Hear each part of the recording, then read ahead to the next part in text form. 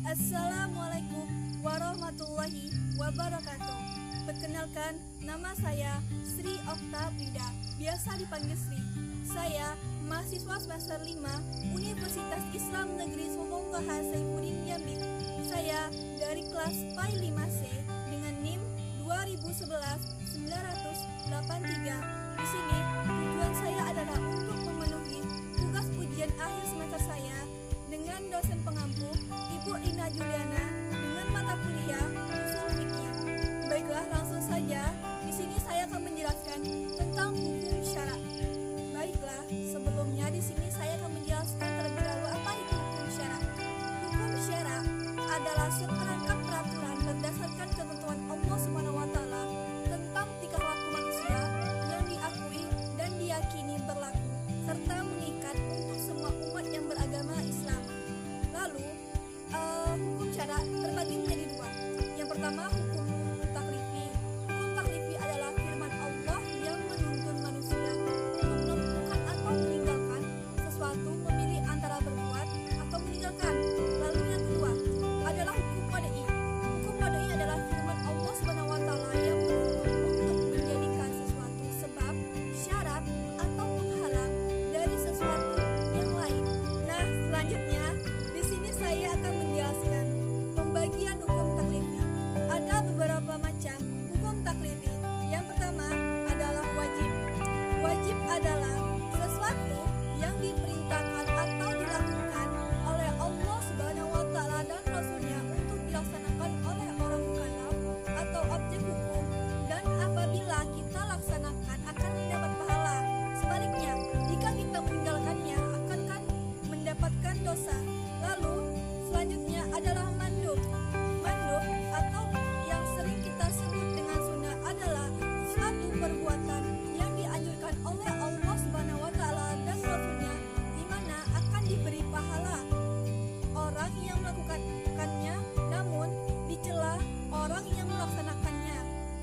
Lalu selanjutnya adalah haram. Di sini haram pengertian adalah sesuatu yang dilarang oleh Allah dan Rasulnya, di mana orang yang melanggarnya dianggap sebagai durhaka dan diancam dengan dosa, dan orang yang meninggalkannya akan mendapatkan pahala karena menaati apa yang dianjurkan atau diperintahkan oleh Allah SWT. Lalu selanjutnya makruh.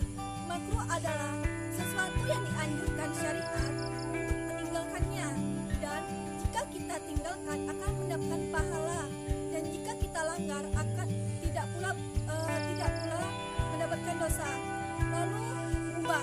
Mubah adalah sesuatu yang apabila dikerjakan atau ditinggalkan tidak pula mendapatkan pahala. Baiklah, selanjutnya di sini saya akan menjelaskan tentang pembagian hukum wadai. Nah, yang pertama yaitu adalah sabab. Sabab adalah sesuatu yang memungkinkan dengannya sampai pada suatu tujuan. Lalu selanjutnya adalah syart. Syart diartikan sebagai sesuatu yang tergantung padanya keberadaan hukum syar'i dan berada di luar hukum itu sendiri, yaitu ketiadaannya hukum pun tidak ada. Lalu selanjutnya adalah mani'. Mani' bisa diartikan sebagai sifat zahir yang dapat diukur, yang keberadaannya menyebabkan tidak adanya hukum atau ketiadaan sebab. Lalu selanjutnya adalah syah, fasad, dan batal.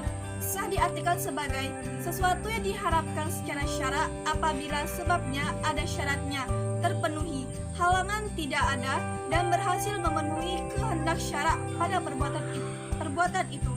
Lalu selanjutnya adalah fasad. Fasad merupakan kerusakan yang tertuju kepada salah satu sifat, sedangkan hukum asal perbuatan itu disyariatkan. Selanjutnya adalah azimah. Azimah adalah hukum-hukum yang telah disyariatkan Allah SWT kepada seluruh hambanya sejak semula. Lalu yang terakhir adalah rukhsah. Rukhsah adalah kerirangan atau kelapangan yang diberikan kepada seorang mukallaf dalam melakukan perintah dan menjauhi larangannya.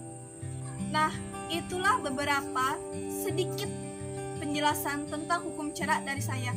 Mudah-mudahan teman-teman dan saudara-saudara sekalian bisa memahami apa yang telah saya jelaskan. Bila ada salah kata, perbuatan, saya mohon maaf. Saya akhiri. Wassalamualaikum warahmatullahi wabarakatuh.